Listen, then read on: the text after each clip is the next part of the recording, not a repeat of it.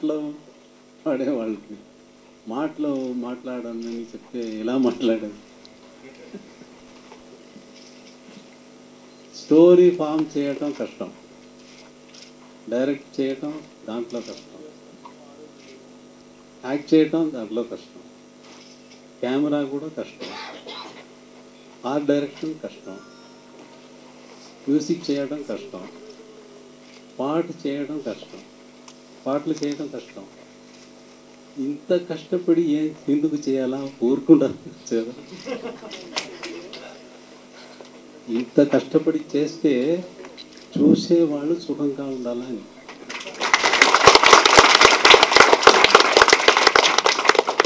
అది చూస్తే చేసేవాళ్ళు కూడా సుఖంగా అనిపిస్తుంది. ఆ taste of art that is అంత గొప్పది. దీనిపైన నేనే ఏం మాట్లాడేది, ఈ షార్ట్ టైంలో ఇలా చేశారు, ఈ కష్టపడారు, ఎంత శ్రమ పడారో అని ఆయన మాట్లాడారు. మ్యూజిక్ చేయడం కష్టమా? మ్యూజిక్ రావాలా, అలాగే వస్తుంది. నాకు ఎంత కష్టం లేదు. మ్యూజిక్ అంటే సుఖమేనే, సా అంటే చాలు. ఈ పిక్చర్ చేయడం ఎంత సేపు జరిగిందంటే, ఈ బిట్టు మీకు ఈ సాంగ్ చూపించు, తర్వాత ఈ బిట్టు అన్నీ సైలెంట్ ఫిల్మ్ వేసి తర్వాత మ్యూజిక్తో వేశారు కదా, ఇంతసేపే పడింది ఆ music rate with full orchestra, with recording, full corrected version, అంత టైమే అయింది. అయితే నేను ఎందుకు మాట్లాడడానికి నాకు ఇష్టం లేదంటే, మనుషులు ఎవరైనా సరే స్టేజ్ మీద వస్తే మైక్ ఇచ్చేస్తే ఒకటి వాళ్ళ గురించి గొప్పదనం గురించి మాట్లాడాలా, లేకపోతే ఇంకొకరిని తప్పు మాట్లాడాలి. ఇది తప్ప స్టేజ్లో జరిగేది ఏమైనా ఉందా? లేకపోతే ఇంకొకరు పొగడాలి, ఇది తప్ప ఏమైనా ఉందా స్టేజ్లో?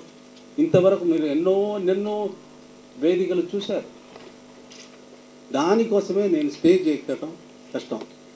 నేను స్టార్ట్ చేసేస్తాను, నన్ను ట్రంపట్టు నేనే ఎందుకు బ్లో చేయాలా? I will start blowing my own trumpet because it's my own. I cannot blow others trumpet. అది కామెడీ కోసం చెప్పేది. బట్ ఇది తప్ప దీన్ని ఎందుకు మనం చేయాలి? మన గురించి మనకు బాగా తెలుసు కదా. మన గురించి మనకు తెలియకుండా ఇంకొకరికి ఎలా తెలుసు? మన గురించి మనకు బాగా తెలుసు. మళ్ళీ ఇవి అన్నీ లోపల పెట్టేసి గొప్పది మాత్రం చెప్పేది నేను అట్లాంటి వాడు, ఇట్లాంటి వాడు, ఆయన ఇట్లాంటి వాడు అని చెప్పేది ఎందుకు? ఇది అనవసరం. నా సంబంధం సప్త స్వరాలతో, ఈ నాదంతో, unpolluted area, unpolluted, no pollution at all. See the sound of music.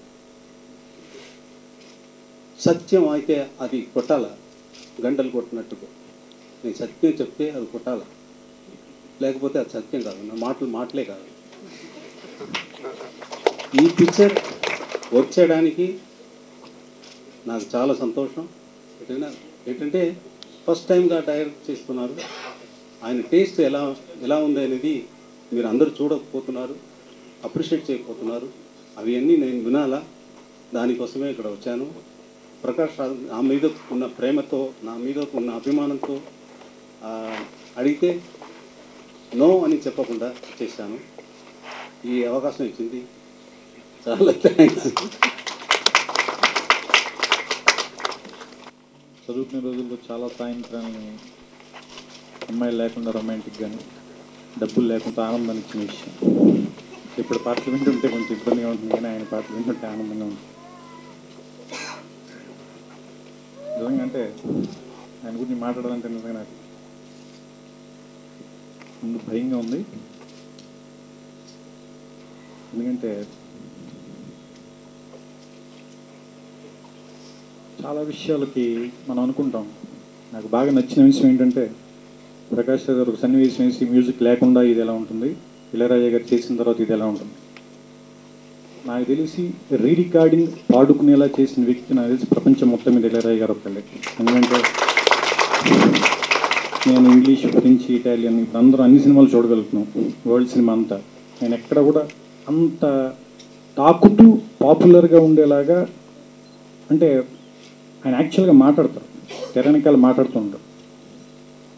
Ball కింద పడుతుంటే డ్రమ్ బీట్ కొడుతూ డంకా దెబ్బల్లా వాళ్ళు చెప్పిన మాటలన్నీ తండ్రికి తగిలాయి చూపించారు. కొడుకు తాలూకు కప్పును చూస్తే కళ్ళల్లో నీళ్లు తిరిగాయి. ఒక వైలిన్తో మనకు కూడా కళ్ళల్లో నీళ్ళు తెప్పిస్తారు. తర్వాత అతని తాలూకు గ్లోరీ ఎంత ఉంది, నువ్వు వాడిని చదవకుండా వదిలేసి ఉంటే వాడు ఇంకెంత గ్లోరీకి వెళ్ళి ఉండేవాడు, చప్పట్లతో మనకు గుర్తు చేస్తారు. చాలా విషయాల్ని చాలా తక్కువ సమయంలో ఆల్రెడీ తీసిచ్చిన షాట్ లోపల గీసిన ఫ్రేమ్ మధ్యలో చెప్పడానికి ఆయన ఎంత శ్రమిస్తారనేది మనకి ఆ ఒక్క సన్నివేశం చూస్తేనే అర్థం. చాలా కీలకమైన సన్నివేశం సినిమాలో. సో అందుకని ఆయన సంగీతం గురించి మాట్లాడే శక్తి, అర్హత, స్థాయి మూడు నాకున్నాయని నేను అనుకోవట్లే. కానీ అంటే ప్రకాష్ రాజ్ గారు అది నమ్ముతున్నారు. నిజంగా అది అంత మంచి నమ్మకం కాదని ఆయనకి నేను మనస్ఫూర్తిగా చెప్పదలుచుకున్నాను. ఈ సినిమా మొట్టమొదటి ఫస్ట్ నాకు ఆయన కథ చెప్పినప్పుడు, ప్రకాష్ గారు చెప్పినప్పుడు ఏంటంటే ఆయన ఏదో నేను చేంజెస్ చేశాను అన్నారు, కానీ ఏ చేంజెస్ చేయొద్దని చెప్పాను. నేను చెప్పిన చేంజ్ ఏంటంటే అదొకటే.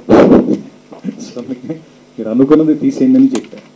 నిజంగా ముఖ్యంగా పాట చూస్తుంటే 2 పాటలు, ఒకటి మధ్యతరగతి వాళ్ళ జీవితం గురించి, రెండోది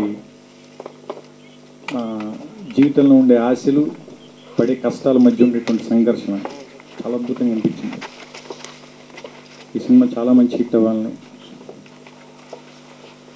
ఇళయరాజా గారి పాటలు మనం మరిన్ని ఇంకా ఎక్కువ సార్లు, ఇంకా ఎక్కువ సంవత్సరాలు వినాలని, మన సాయంత్రాలను ఇంకా మరింత అందంగా తీర్చిదిద్దాలని, మన ఒంటరితనాన్ని ఆయన మ్యూజిక్తో పూర్తి చేయాలని, మన విజయాలను ఆయన సెలబ్రేట్ చేయాలని, ఆయన సంగీతం మనకి నిరంతరం తోడుగా ఉండాలని, ఆయనకి ఆరోగ్యాన్ని, ఐశ్వర్యాన్ని, ఆనందాన్ని భగవంతుడు ఇవ్వాలని మనస్ఫూర్తిగా కోరుకుంటూ సెలవు తీసుకుంటాం. సో స్టేజ్ ఎక్కిన తర్వాత ఇక నుంచి స్పీచ్లు ఇవ్వడం మానేయమని ఇళయరాజు గారు ఇండైరెక్ట్గా చెప్పారు. ఎవరి గురించి పొగడకూడదు. కానీ ఈ సినిమాకి కెమెరా వర్క్ చేసిన గుహన్ క్వాలిటీ చూసాం. ప్రకాష్ రాజ్ గారు ఒక ప్రొడ్యూసర్గా, డైరెక్టర్గా, హీరోగా బాగా చేశారు కనిపించింది. శాస్త్రి గారి పాటలు, ఇళయరాజా గారి మ్యూజిక్, పూరి జగన్నాథ్ గారి అబ్బాయి ఆకాష్ ఈ సినిమాకి చిన్నపాటి హీరో, అందరూ బాగా చేశారు. కానీ ప్రేక్షకులకు ఒకటే చెప్పాలనుకుంటున్నాను, లవ్ స్టోరీస్ చూస్తాం, రివెంజ్ సినిమాలు, ఫైట్లు, బ్లాస్ట్లు చూస్తారు, ఎంటర్టైన్మెంట్ ఉంటే చూస్తారు. సేమ్ టైం ఇలాంటి డిఫరెంట్ సినిమాలను కూడా ఆదరించండి, మంచి సినిమాలు వస్తాయి. Thank you. ఇది కదా, ఇది నా సినిమా. పాట కావాలి, పోయిట్రీ కావాలి. నాకు కావాల్సిన భావం ఏంటో నాకు తెలుసు, నేనేం చెప్పదలుచుకుంటానో అది నాకు తెలుసు. బట్ ఆయన ఎందుకు రాయించొచ్చు ఎవరితోనైనా. మ్యూజిక్ గురించి నాకు తెలియదు చెప్పడం, బట్ నాకేదో జరిగింది ఆయనతో, అది చూపించాను. దానికోసమే ఈ వేదిక, దానికోసమే ఈ ఆడియో రిలీజ్.